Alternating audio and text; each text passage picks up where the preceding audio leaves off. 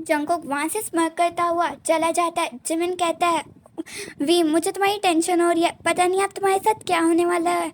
जिन, हाँ प्लीज़ आप ज़रा जंगकुक को समझाओ ना, जंगकुक तो सिर्फ आपकी बात मांगता है। आप उसको समझाओ कि वी की लाइफ में इंटरफेयर ना करे। उसकी लाइफ ऑलरेडी उसके पेरेंट्स ने हेल बना दी है। वो पता नहीं उसने किस मुसीबत को अपने सर लेके अपने घर से भागा है, और आप अब जंगकुक उसकी लाइफ में इंटरफेयर कर रहा है। और पता नहीं वी आगे जाके कोई बड़ा कदम ना उठा ले। वी ऑलरेडी 2 दफ़ा सुसाइड करने की कोशिश कर चुका है, और मैं ऐसा दोस्त नहीं खोना चाहता। वी ने मेरी हमेशा हेल्प की है, बेशक वो हमारा जूनियर था, बट उसने एक तरह से मेरी ऐसी हेल्प की जैसे कि वो मेरा भाई हो। प्लीज़ मैं उसके साथ ऐसा बुरा होता हुआ नहीं देख सकता। पता नहीं आगे जाके अगर जंगकुक वी को पता चला कि मैं ऐसा लड़का हूँ तो शायद वो मुझसे दोस्ती तोड़ दे, और मैं नहीं चाहता कि वी मुझसे दोस्ती तोड़े। तो जिन कहता है, देखो जिमिन मैं कुछ नहीं कर सकता। मैंने तो जंगकुक को समझाने की पहले भी बहुत कोशिश की है, बट पता नहीं जंगकुक ने आज तक ऐसा नहीं किया। बट पता नहीं फिर क्यों वी को उठा के ले आया है। तो जिमिन कहते हैं, हाँ क्या मैं वी को देख सकता हूँ एक दफ़ा प्लीज़? मैं सिर्फ उसको देखना चाहता हूँ। क्या वो सही हालत में है? कहीं वो ज़ख्मी तो नहीं है?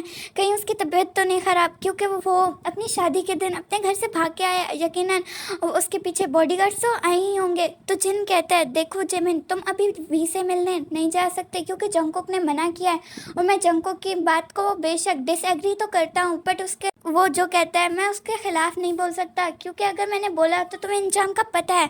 ऑलरेडी जंगकुक ने सबकी लाइफ हेल बना चुका है, और पता नहीं अब क्या करने वाला है। और ये तो पहली दफ़ा हुआ है कि जंगकुक किसी को भी उठा के घर ले आया हो। तो जिमिन कहता है, देखें हाँ आप प्लीज़ जाके उसको देख तो सकते हैं ना, ताकि दिल को तसल्ली हो जाए कहीं उसको कुछ हुआ तो नहीं है।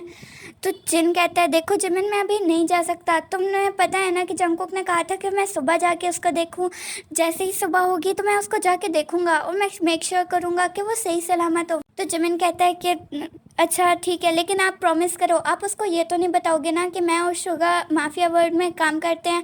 अगर उसको पता चल गया तो पता नहीं वो कैसे रिएक्ट करेगा, और उसको तो वैसे भी इन चीज़ों से काफ़ी डर लगता है। तो जिन कहता है, फिक्र ना करो जिमिन, मैं ऐसा कुछ नहीं करने दूंगा, और मेक श्योर करूंगा कि उसको तुम्हारे बारे में और शुगा के बारे में ना पता चले। शुगा कहता है, ठीक है अब हमें चलना चाहिए, हम लोग यहाँ से चलते हैं। हाँ आप प्लीज़ जंगकुक को देखना ताकि वो वी को कोई हार्म ना करे। जिन कहता है, ठीक है। इतने में नामचंद कहता है, देखो शुगा और जिमिन हम तुमसे प्रॉमिस नहीं कर सकते, लेकिन हम मेक श्योर करेंगे ताकि वी सेफ हो, और पता नहीं मेक श्योर करेंगे कि वी सेफ हो, और हम लोग देखेंगे कि हम वी को यहाँ से कैसे निकाल सकते हैं। जिन कहता है कि देखो नामचंद तुम्हारा भाई अब बहुत ज़्यादा कर रहा है, उसने ऑलरेडी बहुत सारे लोगों को मार चुका है, और वो एक तरह से रॉक की तरह हो गया, उसके अंदर कोई इमोशंस नहीं है, लेकिन फिर भी वो ऐसी हरकतें कर रहा है। आज तक उसने ऐसा काम नहीं किया, ना ही उसने किसी को घर लेकर आया, और ना ही उसने कभी किसी को हार्म किया था, बट पता नहीं उसको क्या हो गया है। तो नामचंद कहता है, मुझे लगता है कि शायद, लेकिन छोड़ो इसके बारे में, छोड़ो मैं नहीं बात करना चाहता इसके बारे में। जिन कहता है, देखो नामचंद तुम्हारे दिमाग में जो चल रहा है तुम हमें बता, मैं तो तुम्हारे साथ हूँ ना। तो नामचंद कहता है, देखो जिन तुम्हें ऑलरेडी हर बात का पता है, इसलिए हम लोगों को और ज़्यादा हालात ख़राब नहीं करने चाहिए, और हम लोगों को मेक श्योर करना चाहिए कि वी सेफ़ हो, और उसको किसी तरह जंगकुक के से दूर रखा जाए। जिन कहता है, हाँ मैं भी ये चाहता हूँ, क्योंकि वो लड़का काफ़ी ज़्यादा मासूम लग रहा था, उसका दिल भी काफ़ी प्योर में लग रहा था। पता नहीं अब उसके साथ क्या होने वाला है, लेकिन मैं जंगकुक को उससे दूर ही रखूँगा। नामचंद वहाँ पर कहता है कि ठीक है, ये अब जिम्मेदारी तुम्हारी है कि तुमने वी को जंगकुक से कैसे दूर रखना है, और जिमिन और जो शुगा के बारे में वी को बिल्कुल भी नहीं बताना।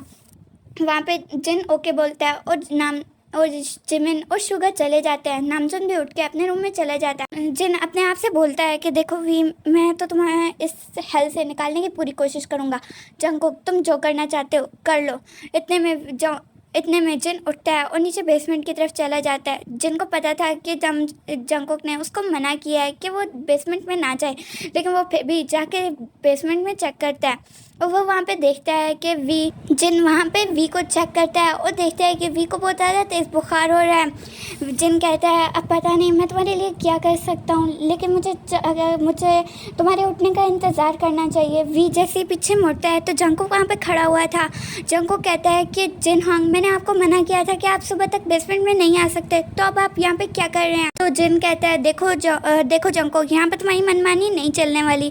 तुम्हें पता है कि इसको बहुत ज़्यादा बुखार हो रहा है और तुम एक ऐसे लड़के को उठा के ले आए हो जिसका बाप बहुत ज़्यादा अमीर इंसान है और जो कुछ भी कर सकता है। पता नहीं उसने इसको ढूंढने के लिए क्या क्या नहीं किया होगा, और अगर उनको पता चल गया कि ये तुम्हारा काम है तो तुम्हें पता है तुम्हारे साथ क्या होने वाला है। तो जंगकुक कहता है ज़्यादा से ज़्यादा वो यही कहेंगे कि इतने पैसे ले लो और मेरे बेटे को छोड़ दो, लेकिन जैसा इसका बाप है मुझे नहीं लगता कि वो ऐसा कोई काम करेगा, क्योंकि उसको अपने बेटे से ज़्यादा पैसों की फ़िक्र है।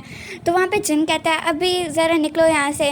तो जंगकुक कहता है क्यों जिन हांग, इसको क्या हुआ? तो जिन बताता है कि इसको बहुत ज़्यादा बुखार है और मुझे इसको उठने का वेट करना होगा, तब मैं इसको कुछ करूँगा। इतने में जंगकुक कहता है कि तो हम इसको बुखार ठीक करने के लिए, फीवर ठीक करने के लिए क्या कर सकते हैं? तो जिन कहता है ज़्यादा कुछ नहीं, बस इसको गीली ठंडी पट्टियाँ इसकी बॉडी पे लगानी पड़ेंगी, क्योंकि अभी हमारे पास कोई मेडिकल इक्विपमेंट्स मौजूद नहीं है। और दूसरी बात, जब तक ये उठेगा नहीं तब तक हमें ये नहीं मालूम होगा कि इसको और ज़्यादा और क्या प्रॉब्लम है। अगर हमने कोई गलत मेडिसिन दे दी तो इसके लिए प्रॉब्लम क्रिएट हो सकती है। वहाँ पर जंगकुक ओके बोलता है। जंगकुक वहाँ से एक मेडिकल बॉक्स निकालता है जिसके अंदर आइस पैचेस मौजूद थे। जंगकुक वो आइस पैचेस लेता है और जिनहोंग को देता है और कहता है कि ये ले जिनहोंग, आप क्या इसको आइस पैचेस लगा सकते हैं? तो जिन कहता है हाँ, मैं मेक श्योर करूँगा कि ये ठीक हो जाए। तो जंगकुक कहता है कि ठीक है, फिर आप इसको आइस पैचेस लगा दें, उसके बाद फिर आप सुबह ही मुझसे मिलना, लेकिन आइंदा मेरे बताए बगैर कोई काम नहीं करना। इस पर तो मैं आपको कुछ नहीं कहूँगा। तो जिन कहता है इस पर का क्या मतलब, मैं तुम्हारे से बड़ा हूँ और तुम्हारे से ज़्यादा जानता हूँ। तो जंगकुक वहाँ पे पीछे मुड़ के देखता है और कहता है कि जिनहोंग, आपको मेरा पता है, आई एम सॉरी, मैं आइंदा ऐसा नहीं करूँगा। तो जिन कहते हैं कि ठीक है, मैं मेक श्योर करूँगा कि वी सेफ हो, लेकिन मैं तुम्हें एक बात बता दूं, अगर तुमने इसके साथ कुछ किया तो मैं तुम्हें छोड़ूंगा नहीं, क्योंकि ये इनोसेंट सोल है और मैं नहीं चाहता कि इसके साथ कुछ बुरा हो। और हाँ, इसको खबरदार जिमिन और शुगा के बारे में पता चले।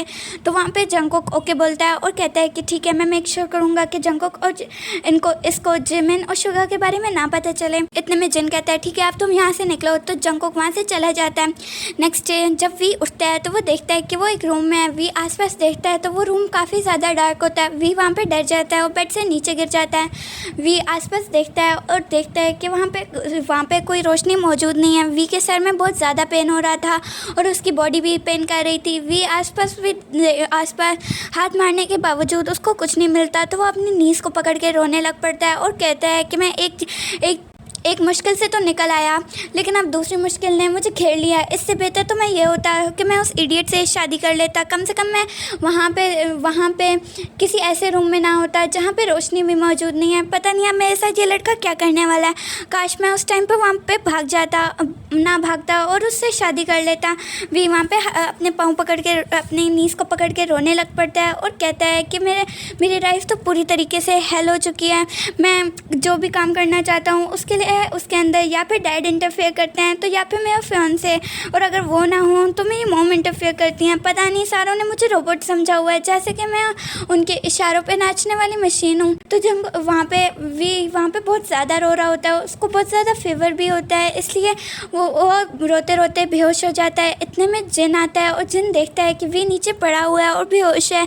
तो जिन वहाँ पे पानी लाता है और वी के ऊपर डालता है ताकि वी उठ जाए। वी जैसे ही उठता है तो वो डर जाता है जिन को देख के। जिन कहता है वी काम डाउन, तुम डरो मत, मेरा नाम जिन है और मैं तुम्हें कोई हार्म नहीं करने वाला। तो वी कहता है प्लीज़ मुझे छोड़ दो, मुझे जाने दो, या फिर मुझे मेरे डैड को मत देना, वो मुझे मेरी शादी करवा देंगे, मैं शादी नहीं करना चाहता। तो जिन कहता है काम डाउन वी, मैं ऐसा कुछ नहीं करने वाला। वी वहाँ पे आसपास देखता है तो वी को लगता है कि शायद वो इस पर ट्रस्ट कर सकता है।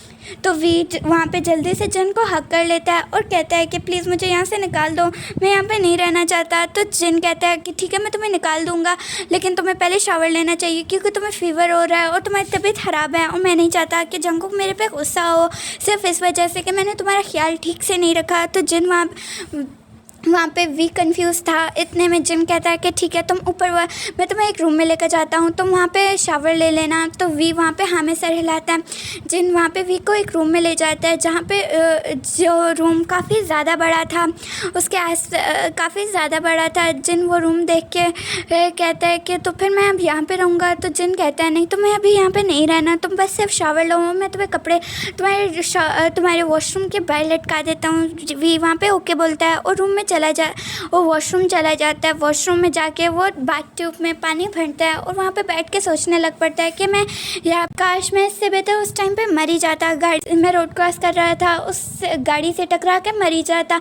कम से कम मेरे साथ ये तो ना हो रहा होता, या फिर मैं उस लड़के से शादी कर लेता तो मैं यहाँ पे कैद तो न रहता। ट्योंग जैसे ही बाथ ट्यूब भर जाता है तो वो टैप बंद करके बाथ ट्यूब के अंदर लेट जाता है और यही सोचते सोचते अपना मुंह पानी के अंदर डाल लेता है, जिसकी वजह से पानी के अंदर डाल लेता है और आंखें बंद कर लेता है। वो सांस भी रोक लेता है। वी सोचता है कि अब इसका ये लास्ट चांस है मरने का। वी वहाँ पे लेट जाता है और अपनी आइज़ क्लोज कर लेता है। आगे क्या हुआ वो आपको नेक्स्ट पार्ट में पता चलेगा। आई होप आपको ये पार्ट पसंद आया हो, तो इस पार्ट को लाइक शेयर और सब्सक्राइब करना मत भूलना।